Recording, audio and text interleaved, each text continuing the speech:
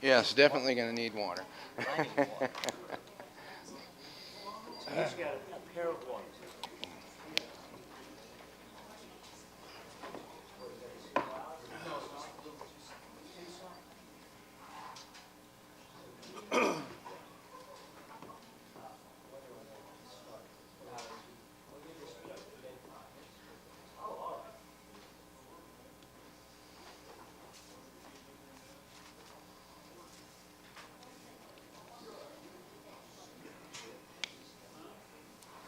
Folks, welcome to I guess my daytime home, the campus of NEO, for a debate, an exchange of ideas here between the two candidates who are vying to replace the man, because of term limits, Senator Wyrick, who can no longer run again here in District 1. We've got Democratic candidate John Myers and Republican Michael Bergstrom. Thank you very much.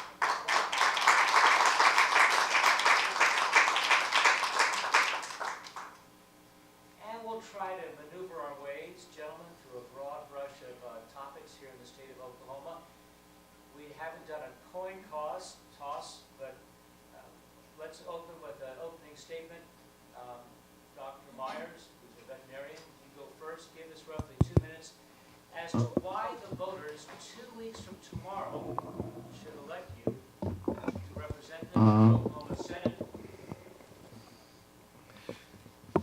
Well, I'm John Myers. I'm a veterinarian from Veneta. I've been in practice for 44 years.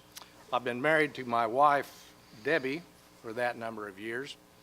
I've been in business both in the veterinary business and the cattle business for a long time. I'm also a director on the Northeast Oklahoma Rural Electric Cooperative. Had that position for 8 years. I'm a father. I'm a grandfather. My grandchildren are cuter than yours, by the way.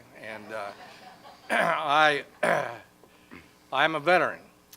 And so those experiences that I've had in those positions have, I believe, served me well and have given me the experience I think I need to be an effective legislator in Oklahoma City.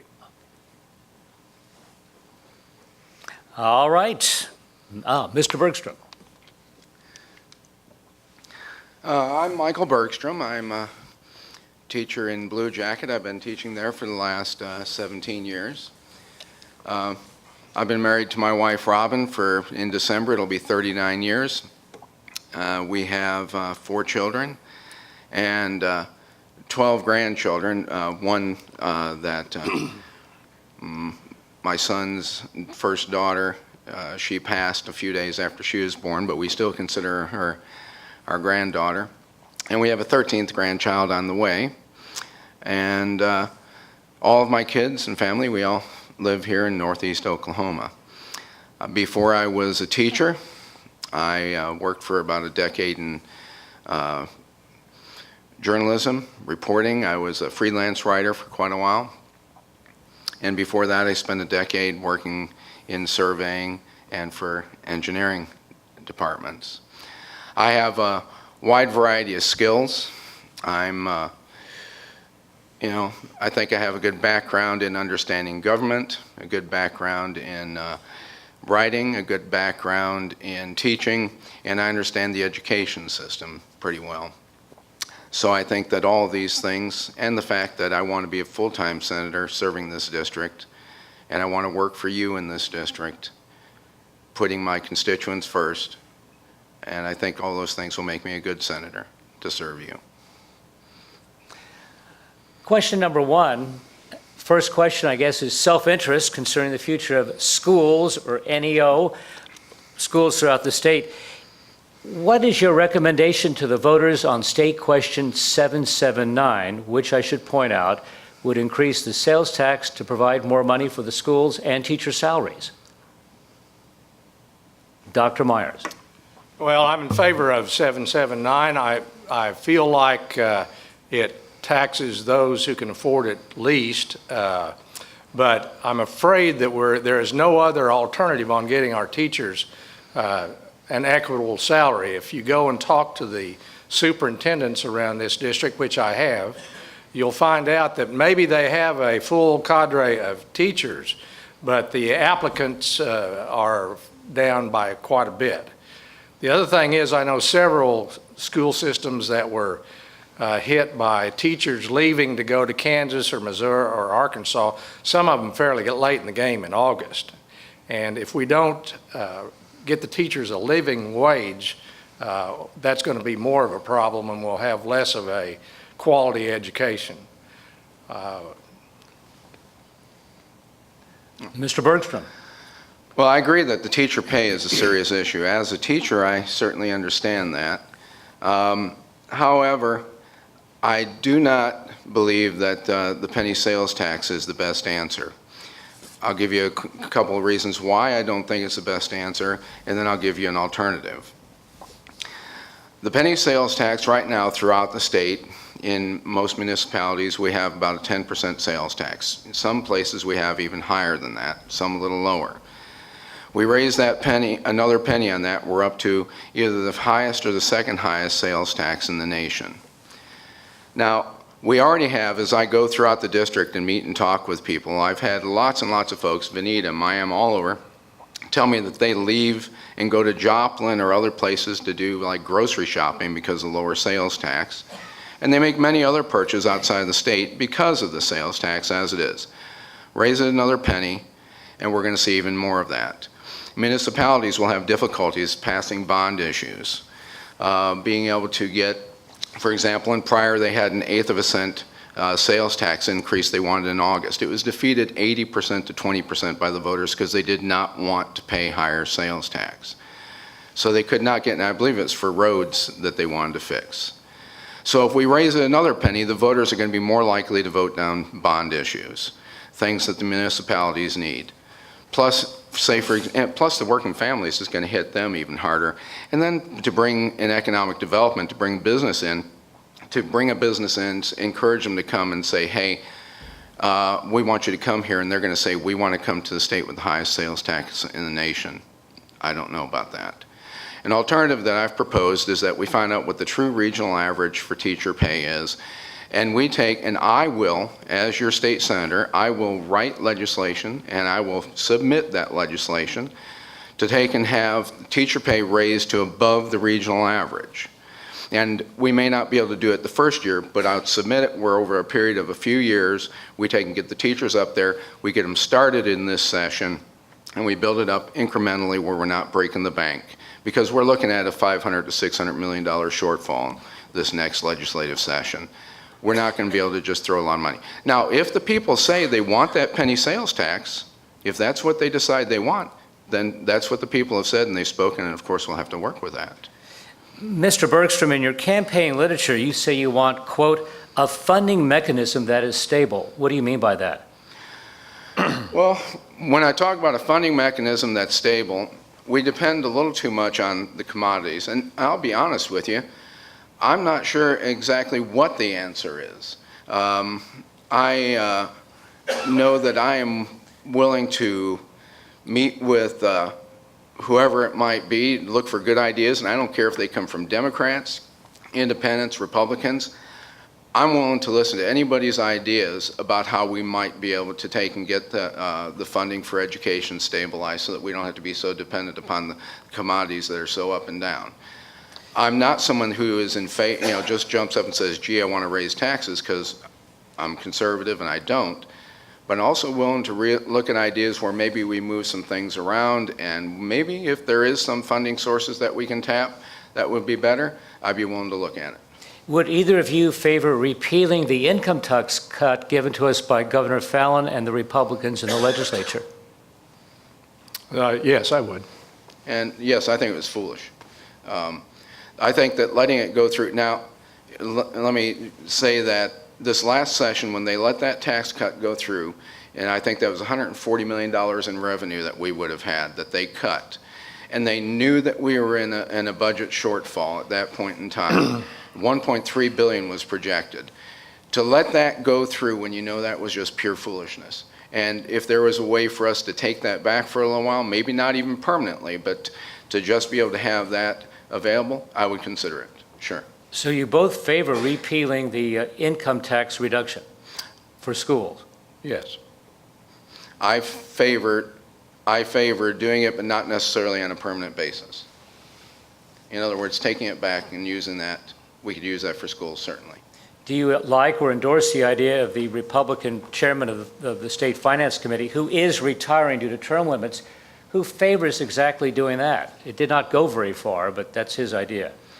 I'm not familiar with what he had to say, so I can't say. You're talking about Mike Mazie, recommended that. I was at a educational forum in Tulsa with the Tulsa Chamber of Commerce, and Mike Mazie got up and asked the audience, and I can't imagine a more Republican audience than the Tulsa Chamber of Commerce, but anyway, Mike Mazie asked the audience, how many people in here would forego the tax cut in order for the schools to have more money? Every hand was raised. Yet we still couldn't get the wherewithal to go to the legislature and reduce that, or at least stop that tax cut. What I want to do here today is I want to make everybody happy.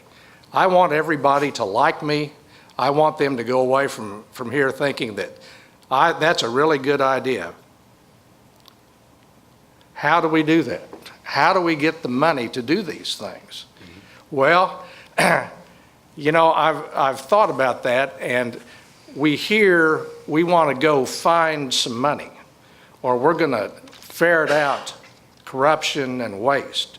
I don't know of anybody in favor of waste and corruption, but nevertheless, I don't think we're going to go down to Oklahoma City and find a closet full of $1 million.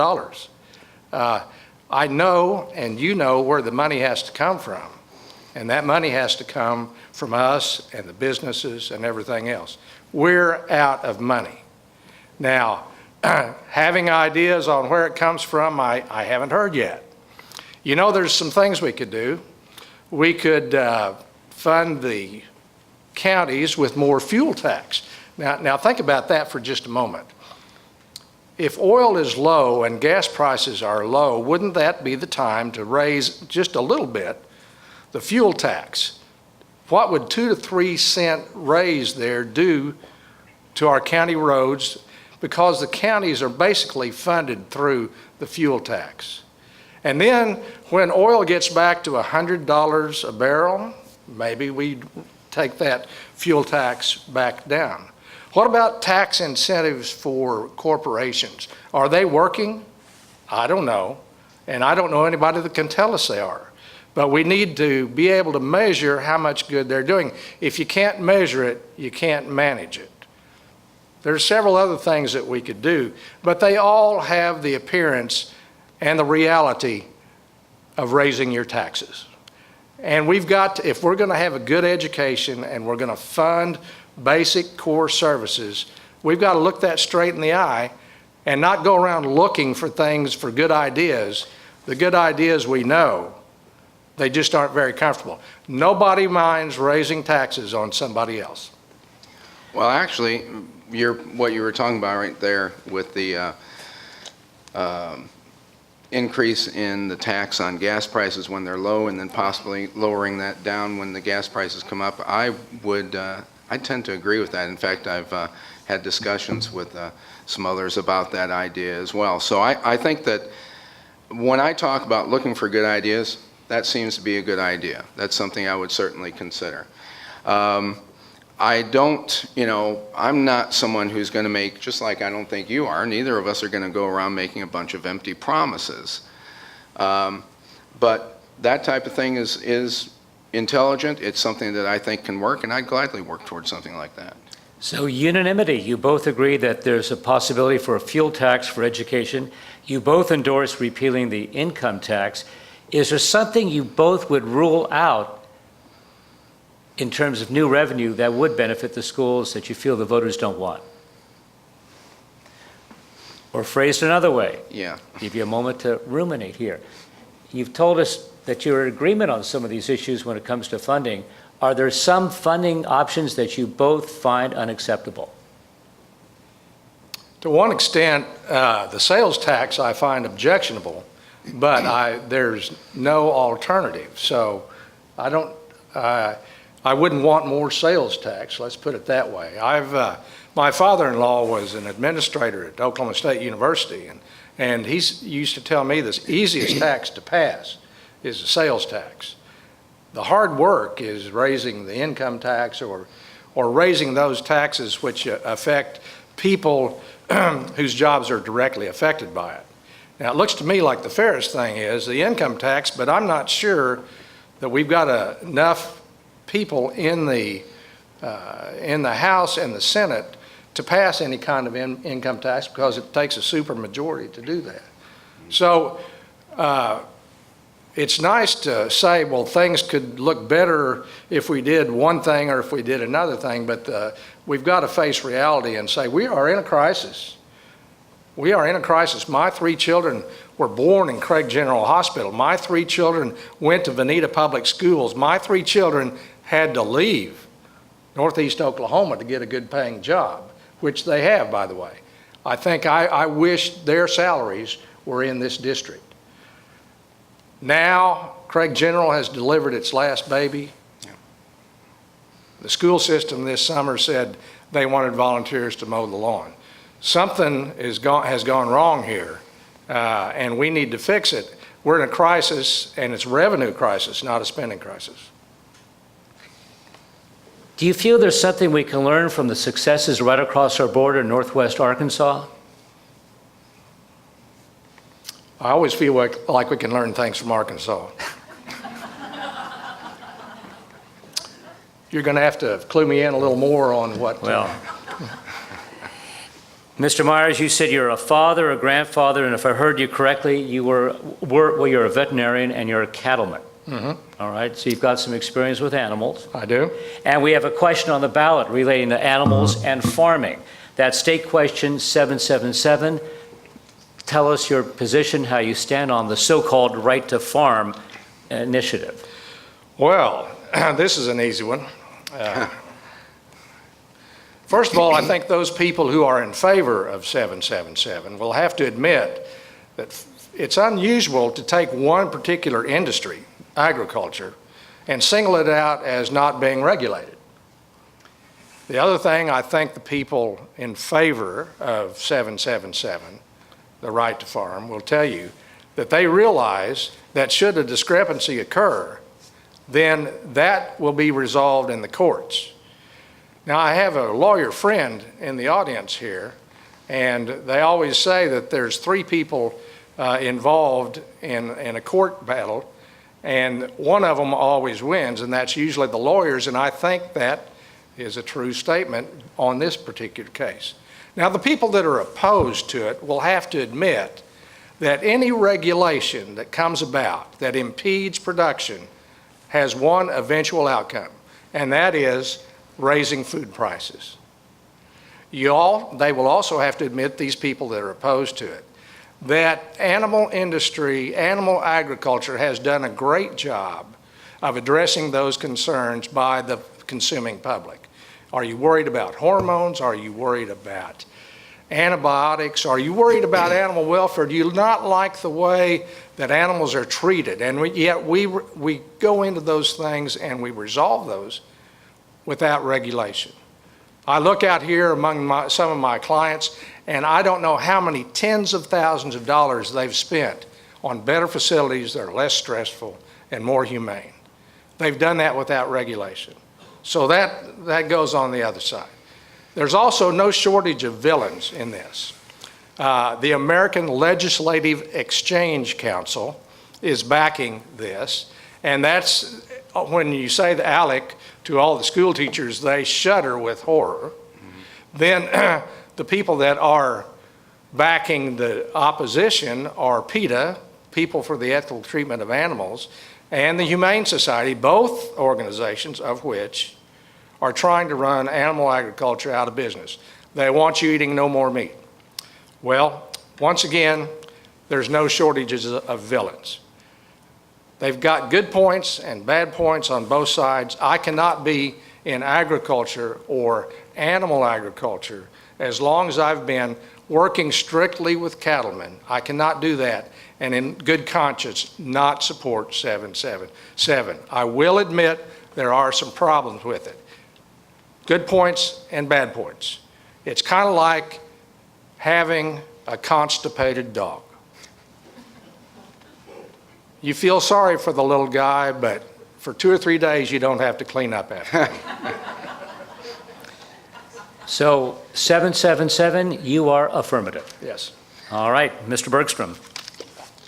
I think we found another area that we're pretty much in agreement on. I have the concerns, just like you stated, that those that are opposing it, PETA and others, I think that should make us a bit nervous, but also I think that 777 is going to give peace of mind to farmers and ranchers. I think it's going to help protect the family farmers and ranchers, and I think that's extremely important. I think it'll hold off onerous regulations, which could harm those farms and those families, and so therefore, for that reason, I support 777. I'm curious, gentlemen, why do you feel that one certain industry should have an exemption from coming under the watchful eye of the legislature and nobody else in the state? Well, first of all, I don't think that is what the question does. It does, there can be regulation passed. It just requires more of a supermajority to be able to do that. It makes it harder. I suppose when you ask if it's all right to do it for one industry and not another, this is an industry that's a backbone of this state. This is an industry that is really a lot of what Oklahoma is all about. And we have the farmers, family farmers and ranchers across the state who need to be protected. And so for that reason, I think it's justified. Right. I do not think the fact that this industry should not be regulated, I don't think is a good reason to back this. No. I think that I wish veterinary medicine, which is highly regulated, especially in large animal medicine, I don't know why it's not just as pure as agriculture, although perhaps it's part of that. Why in the mining industry, why don't they claim to be, that they're the backbone of our state and our nation? I agree. I agree that it's a little peculiar that we're pulling out one particular industry and saying, stay hands off of this. You have to have justification that beyond a compelling state interest to pass anything. And I think what's going to happen, like I said, is that all of this is going to end up in the courts, and when it ends up in the courts, that's a slow process to get things resolved. To answer specifically, I don't think justification for one industry is enough, and I can see how other industries could come back and say, yes, agriculture is kind of sacred because it's the backbone of our nation, and perhaps it is, but it still needs to conform to all the things, all the other regulations that are set out in other industries. I'm curious, gentlemen, how you would describe your governing or political philosophy. I notice, Mr. Bergstrom, you say you are a constitutional conservative. What does that mean? Well, constitutional conservative means that, first of all, I look at, each citizen has some certain God-given rights. And, they are laid out in our Bill of Rights. We have freedom of religion, freedom, right to bear arms, and so forth. And so when I look at my job as a state senator, it's to, first of all, serve my district. It's to work for the people in my district. And then if there is, as you were asking about the constitutional conservative portion of it, is that if there is an issue that comes up where, say, the federal government is infringing upon citizens' rights, or we consider it to be doing that, it's the legislature's job to urge whether it's the Attorney General or to do legislation to fight back against that and protect those rights. I'm a conservative in many ways, and I am conservative in that I'm socially conservative. I'm conservative that I'm fiscally conservative in that I don't like to waste money, and I'm conservative in that I believe in protecting people's rights and to the best of my ability. Dr. Myers. Well, I'm not a constitutional conservative, so I'm not exactly sure what I am, but I think that issues on the Constitution probably command a higher degree of understanding than what I can accurately give. And the reason I say that is because when I hear things go to the Supreme Court, I'm amazed at how long they take to argue, how intellectual the people are that are bringing those arguments. And to just flippantly say, this impedes my rights, or this is against the Constitution, for me is a tough thing to say. Now, am I conservative? Yes, I'm conservative with my money. Am I liberal with your money? No, I'm not liberal with your money. Do I want to waste money? No, I don't want to waste money. Therein, what happens in practicality, and that's where I think perhaps we differ. I read today that it may not have been Thomas Jefferson that said, the government that governs least governs best.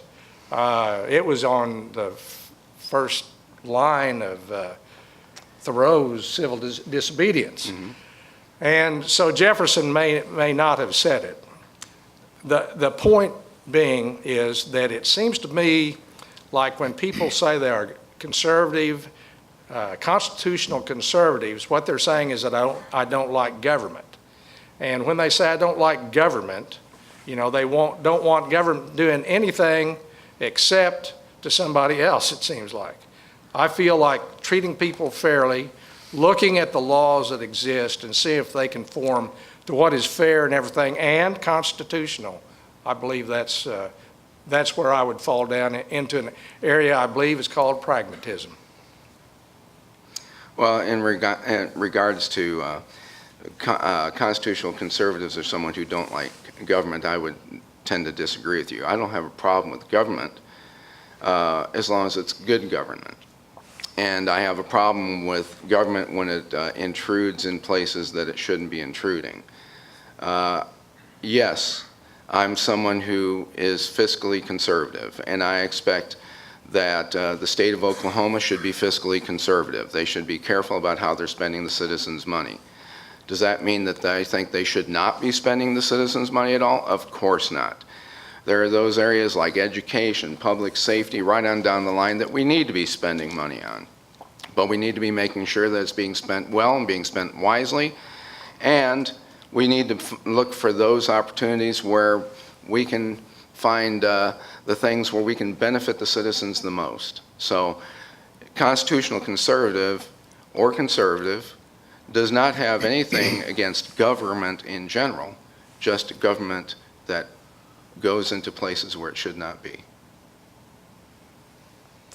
It just occurred to me that if one of you is elected and then re-elected in 2020, one of you could be the authors of what we call gerrymandering. That's the description for state legislatures that are very creative in drawing the contours and boundary lines of state legislative and congressional districts.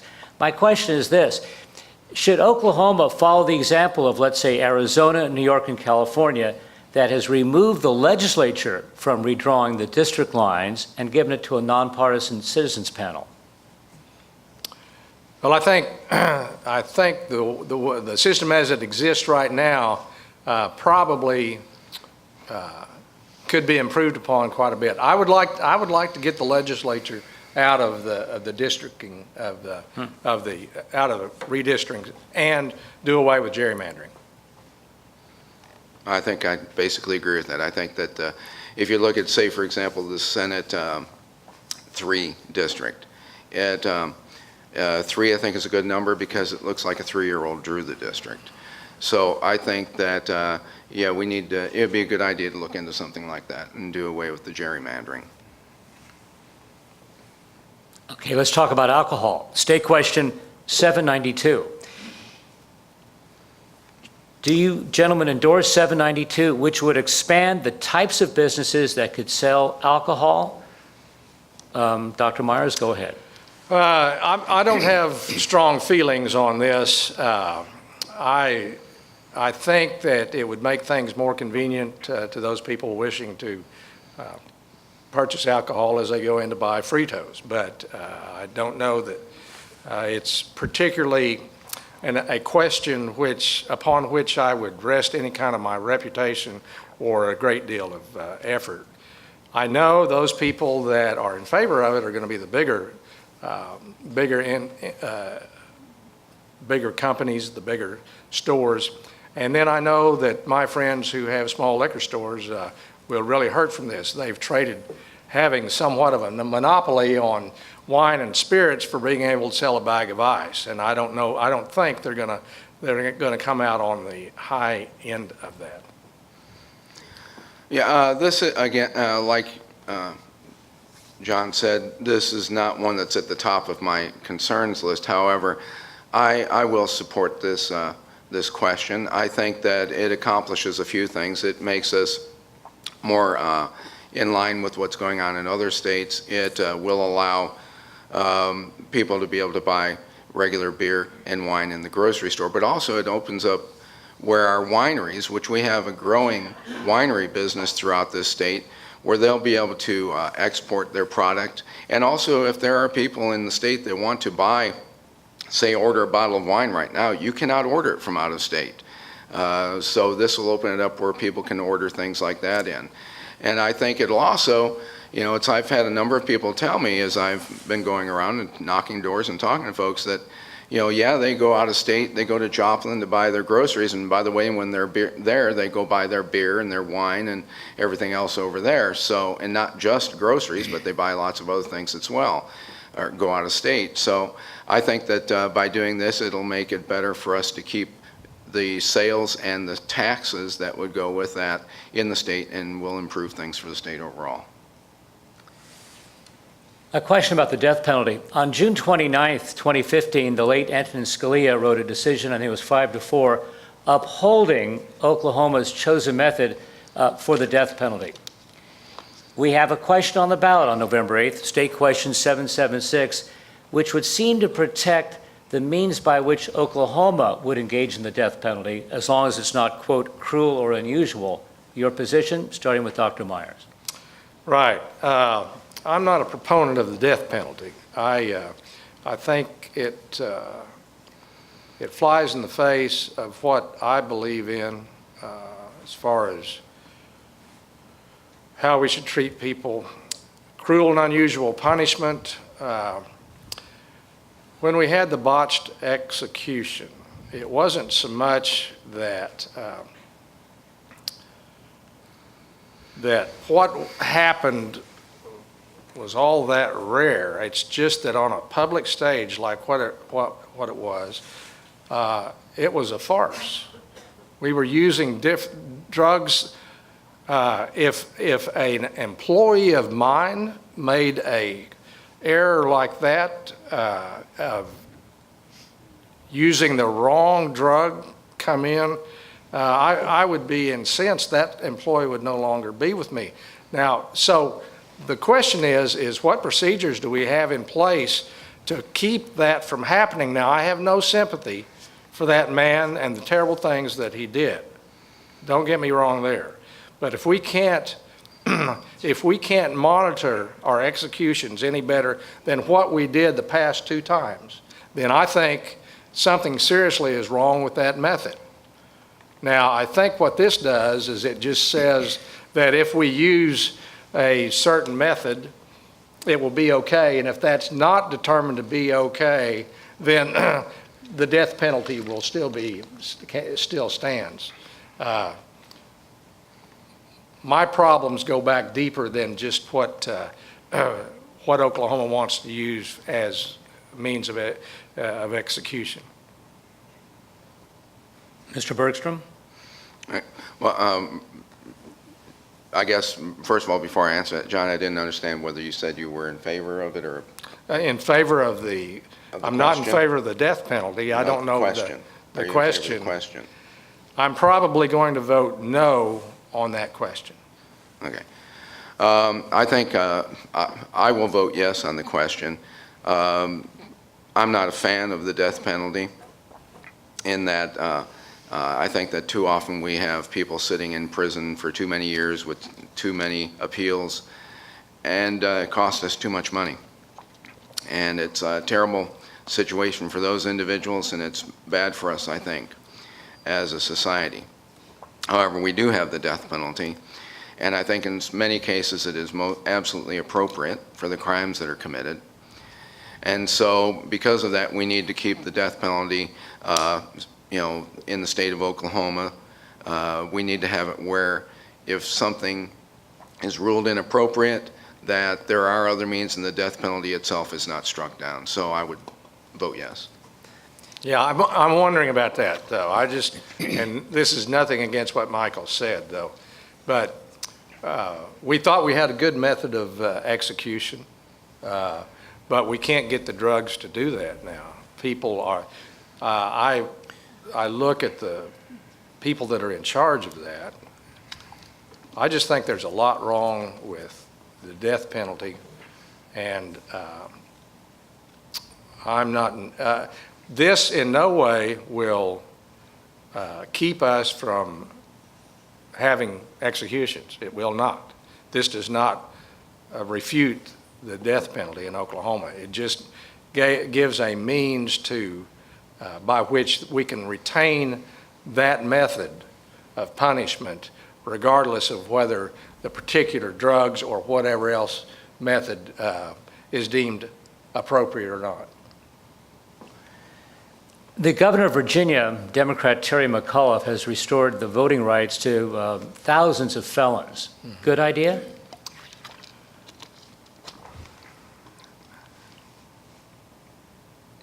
Once again, I think that goes back to constitutional knowledge that I would have to think about, or if it's not constitutional, I need to hear all of the arguments on both sides, and I'm afraid I do not know those. I think we should not. I think felons can be rehabilitated and therefore could be productive citizens, and we ought to have productive citizens be able to vote. We should not deprive people of the right to vote except in extreme circumstances. Door to door here in Miami, I ran into 3 different doors where all the people living in the house were felons and could not vote. It was kind of a wasted effort. But I would have to think longer and more and hear the arguments before I agreed that all felons should be given the right to vote. So the folks answering the door admitted they were felons? They did. Mm-hmm. All right. Yeah. Well, I also have met quite a number of, individuals who are felons and don't have the right to vote. And meeting them, I did not consider knocking on their doors to be a waste of time because I wanted to hear about what they had to say as well. I know of one that I spoke with who got in trouble when he was young for stealing a car or something, one of those joyride type things, and has a felony conviction and doesn't have the right to vote.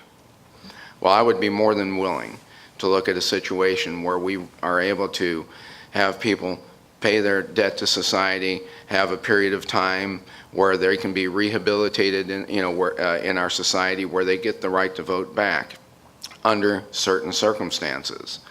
And I also think that we need to find ways to make it easier for people who are coming out of prison to be able to get jobs. I mean, I've had people that have told me just how difficult it is when they come out of prison to be able to get a driver's license so they can drive back and forth to work. Well, if we want these people to stay out of jail and we want them to be a productive part of society, then what we need to be doing is coming up with some solutions to that And that's what we need to do in the state legislature. Come up with a way so that when somebody's get out of prison, they're not just turned loose and said, hey, do the best you can. But it's, okay, we spent all this money on you in prison for these years. We're going to take and maybe spend a little bit more to take and help you get your driver's license, get set up so you can go get a job. And so I think there's a lot of things we need to do like that. I think in Virginia, the decision on felons applied to non-violent felons who served their time.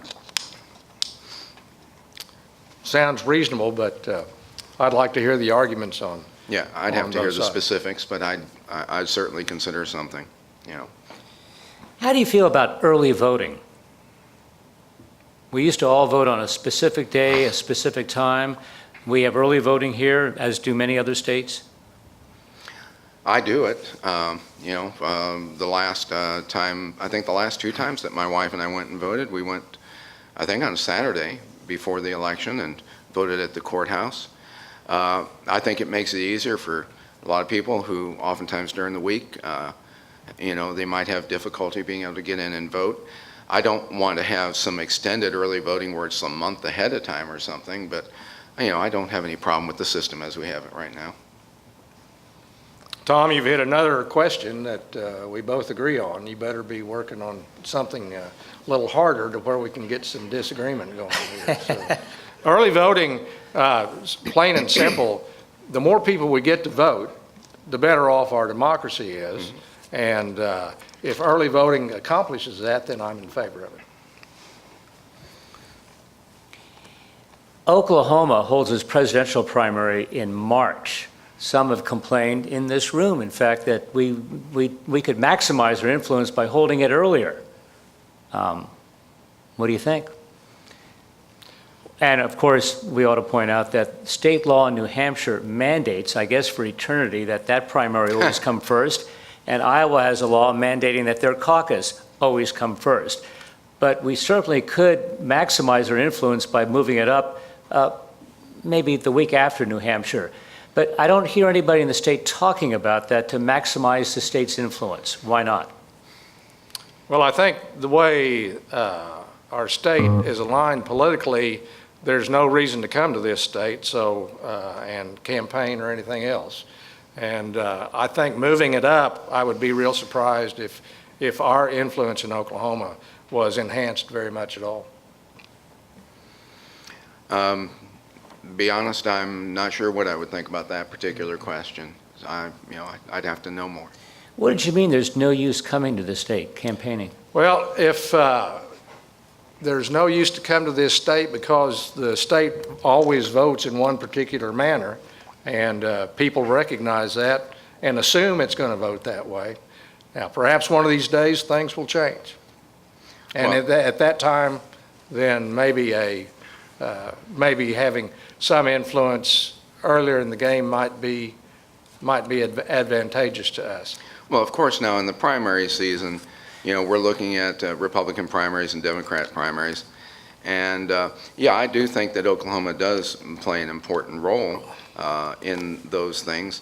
You know, moving it up earlier, I just don't know that it's going to make it a great deal more influence for us. You know, of course, you know, you're going to see people, you know, the Republicans in particular, they're going to be here campaigning and trying to get our votes because we tend to be a very red state. But yeah, I think that I don't know that moving it up is going to be a real benefit. Religion, from the state's perspective. State Question 790, and I hear very little discussion about this. State Question 790 would remove any prohibition on the state of Oklahoma giving money for religious purposes, such as, let's say, the 10 Commandments. Is that worth passing? Not in my opinion. Yeah, I can see where this would open up a can of worms for us, the way that it's worded. You know, I am a solid, you know, conservative Christian. Not because I'm super religious or anything, but simply because I'm a sinner saved by grace, and that influences my life and it influences my decisions. And I'm far from perfect. And I think our state is not perfect either. And I think that, and I wish it was, which we all were, but when we look at this question, what it's doing is it's opening up the door for, yes, returning the Ten Commandments monument to the grounds of the Capitol, but there's also right now being proposed a satanic monument. There's being proposed all kinds of other weird monuments, and that makes me nervous. So for that reason, I'd have to say I would have to oppose this particular question. I'd love to see the Ten Commandments on the grounds because I think that they are, even if you don't look at it from a religious perspective, they are certainly the foundation of our one of the foundations of our legal system. They should be there for that reason and that reason alone. And so this particular question I would have a problem with. The Ten Commandments are on the grounds of the Texas State Capitol. Should they be in Oklahoma, Dr. Myers? No, not in my opinion. I think that opens up the can of worms that Mr. Bergstrom has alluded to. And I think religion in the state, I believe there needs to be that separation between church and state. And like I said, I disagree with that. As far as the Ten Commandments go, I don't think that you're looking, and when you look at it and say that that's an endorsement of religion, well, in actuality, we go back and we look at our, founding of this nation. Our country was a Christian nation. Our laws are based on biblical principles. The Ten Commandments are in the Supreme Court. The Ten Commandments are throughout Washington, D.C. The Ten Commandments are visible throughout our history as a foundation of our legal system.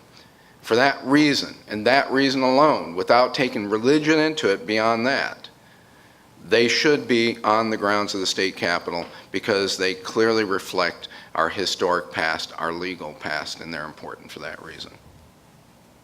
The U.S. Supreme Court did uphold the constitutional right of putting the Ten Commandments in the Texas State Capitol, but not on display at courthouses in the state of Kentucky. Same court, same decision, same year, 2005. Right. I don't want to belabor that. I just, as I read the Ten Commandments, I'm not sure all 10 of them have to do with our legal system. All 10 of them have to do with, some of them have to do strictly with religion. And if we're not going to have any laws that impose religion on our people, then I'm not sure why the Ten Commandments should be there. Now, that being said, I know that the Ten Commandments are elsewhere, and I'm not sure what the legal reasons were that Kentucky couldn't have theirs and Texas could, but I've read those reasons and they were a little vague to me to understand that. Once again, I may not be a constitutional conservative, but I know I'm not a constitutional lawyer. Well, the Supreme Court said the display in Kentucky was too religious, an endorsement of religion. They said the display in Texas was secular. If you all break out laughing, I mean, that's the ruling of the court in 2005.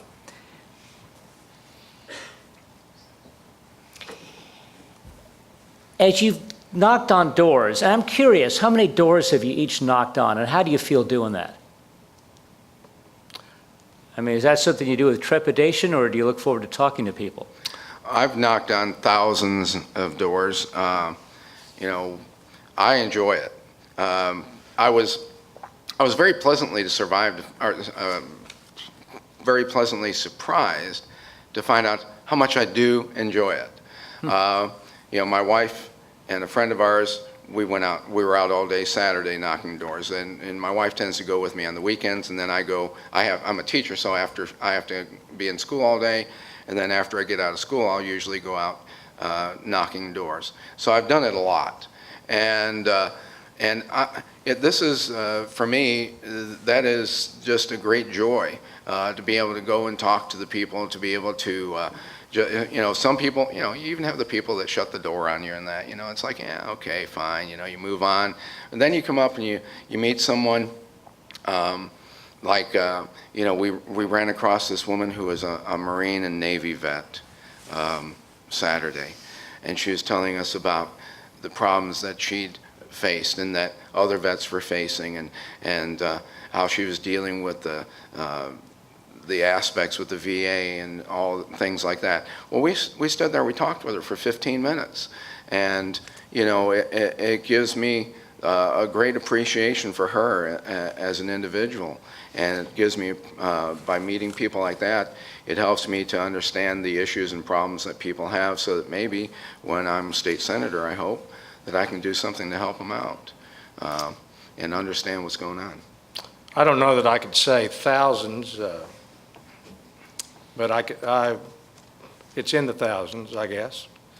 And to be real honest, walking up to a strange house, shaking hands with a stranger is not within my comfort zone. Never has been. It's becoming more so. I've taken friends with me when we go knocking door to door, and when they first go with me, have the same reaction that my wife and I did, and that is that we're surprised at the poverty that exists in northeast Oklahoma and in our district. And it's very sad. I knocked on one door and I heard the rumbling around, and finally the man came to the door. He was in a wheelchair and he had a leg about mid-thigh amputated. He was a veteran. And out from the back room in this very hot house that the air conditioner was just having a hard time keeping up with it, two little kids came up, probably 4 and 6, something like that. Nicest people. They were just absolutely thrilled to have me come into their house. They wanted to give me some water, and they were glad to see me and wanted to know all about me. Those are joys. Those are joys. But I do feel bad about the conditions in which he lives. So my experience, Tom, would be that I think everybody ought to get out and see what's really out there, and it takes knocking on lots of doors to do that. And I think if we all did that to see what's out there, we would benefit from that. Yeah. In like just a few sentences, is there some common theme or feeling you pick up from all those folks? All of the folks, or just specific folks? Well, the people you're asking for votes. I guess I look at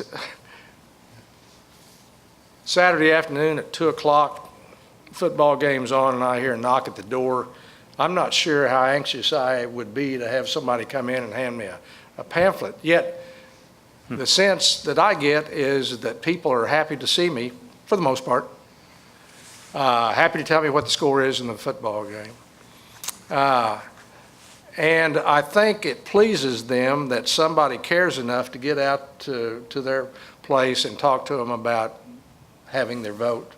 Talk to them about what their problems are, be they veterans' problems, or if you get to a teacher's house, they've got certain issues that they want to talk about. So I would say the general sense is that if I had to describe it as one of I don't want to say joy, but at least a little bit of happiness that people care enough to get out and come talk to them about democracy. Yeah, I'd have to say that the general sense that I've gotten, and like John said, there are those that are not always thrilled to see you, but for the most part, people seem to be pleased to see us knocking doors. And then from them, I get a sense that they're frustrated. They're frustrated. Trust me, they're frustrated with the presidential election. They're frustrated with how things were done in Oklahoma City this past legislative session. Maybe not everything that was done, but certainly the optics of everything that was done. And they have this tendency to be quite pleased in that, hey, you actually care enough to come and see us, to come out and knock our door, to talk to us and spend time with us. So I'd say, and for us, it's just for us. I'm not going to say for the people it's a joy to see us. A lot of them, they're, I don't know how happy they are, but for us, we find it this wonderful, wonderful pleasure that, like when my wife and I are driving home, we're talking about the people that we've met and all that, and we love it. Have you given any thought to what types of committees you'd like to serve on? Well, I'd like to serve on Education Committee.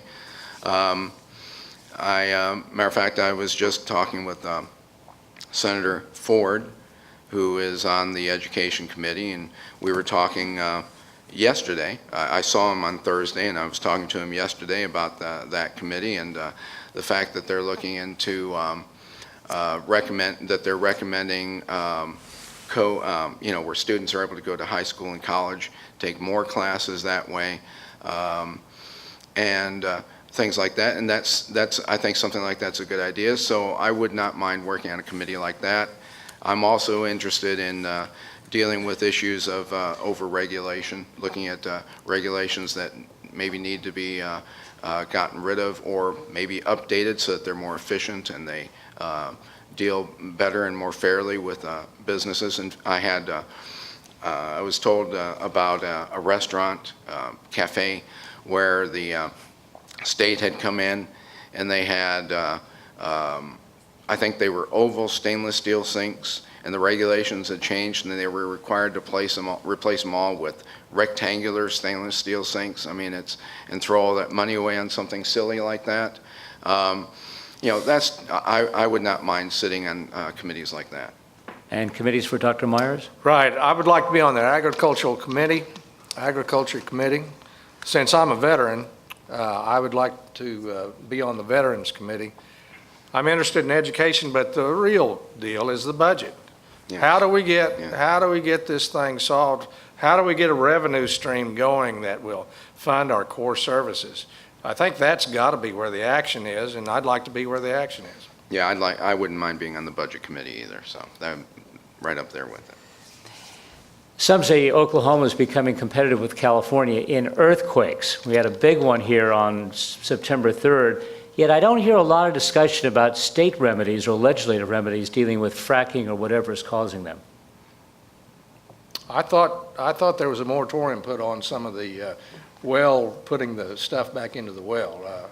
So we're doing something along those lines. I think there's been a study or a proposed study on that. The science behind this geology is not something I'm up to date with.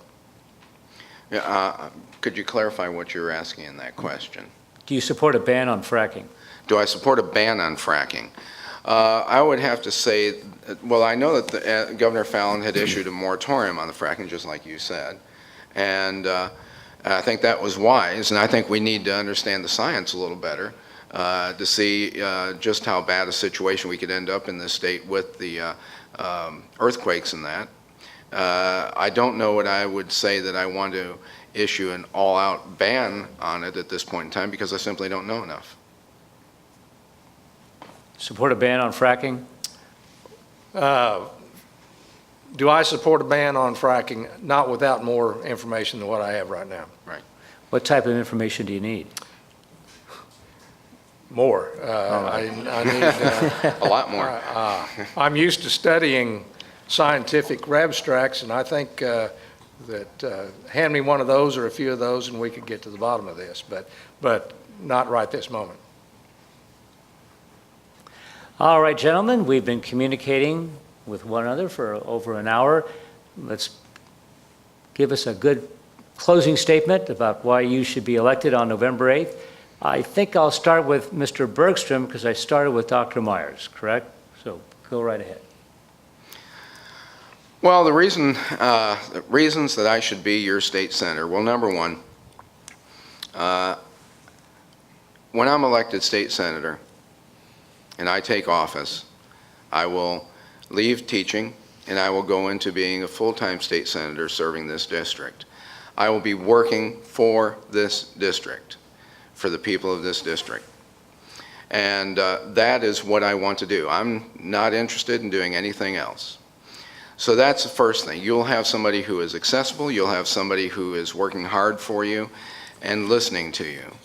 You'll have someone who is always going to be available. On the bottom of my brochures, I have 4 different ways that people can get a hold of me. And I tell them, if and when I'm elected, that all 4 of those are going to stay up. The website, email, phone number, and the Facebook. So that people can get a hold of me to let me know if there's any way that I can do something to either answer a question or do whatever else as a state senator. I have a varied background. I am an individual who likes to research. Like John said, he likes to dig into things. I like to do the same thing. I worked as an investigative reporter for a while. I have a background in journalism.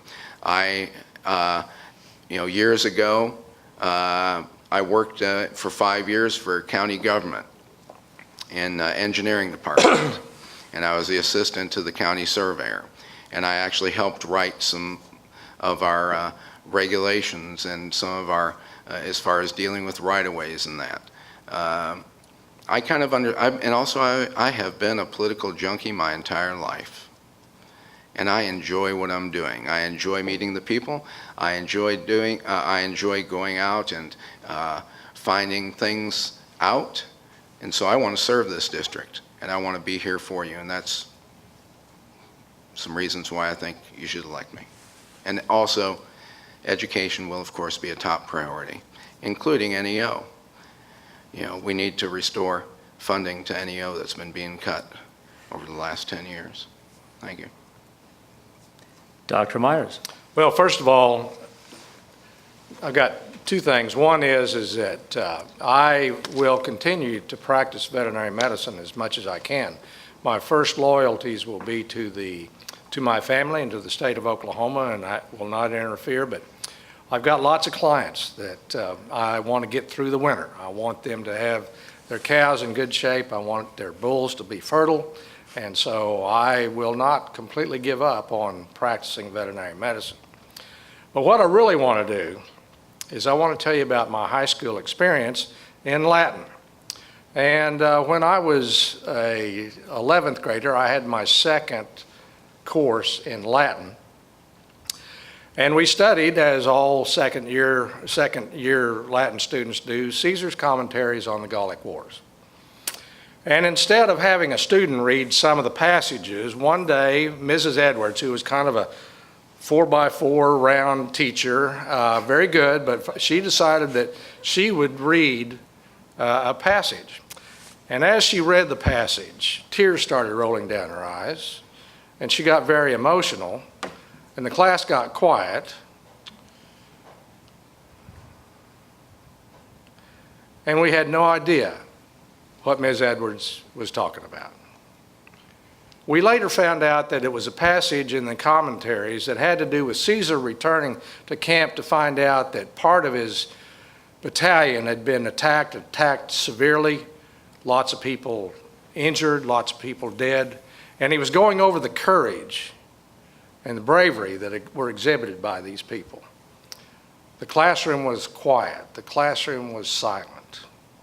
It was a magical moment. I've got a friend to this day that was in the class that we still have talked about that particular experience. I say this because I'm a believer in the power of the teacher. I'm also a believer in the power of the classroom.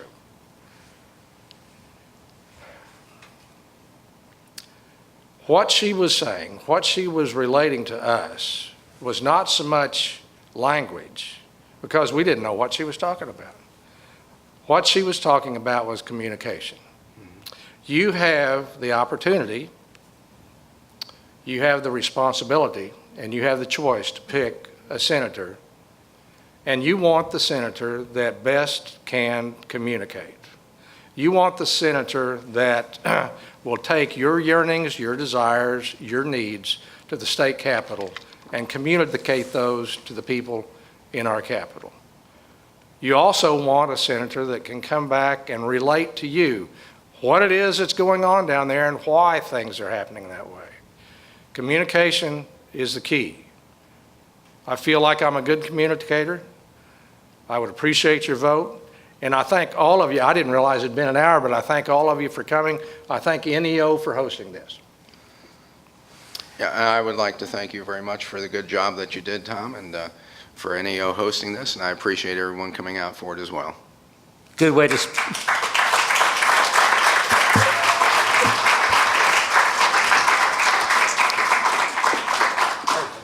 Thank you, John Myers and Micheal Bergstrom. Thank you very much. Thank you.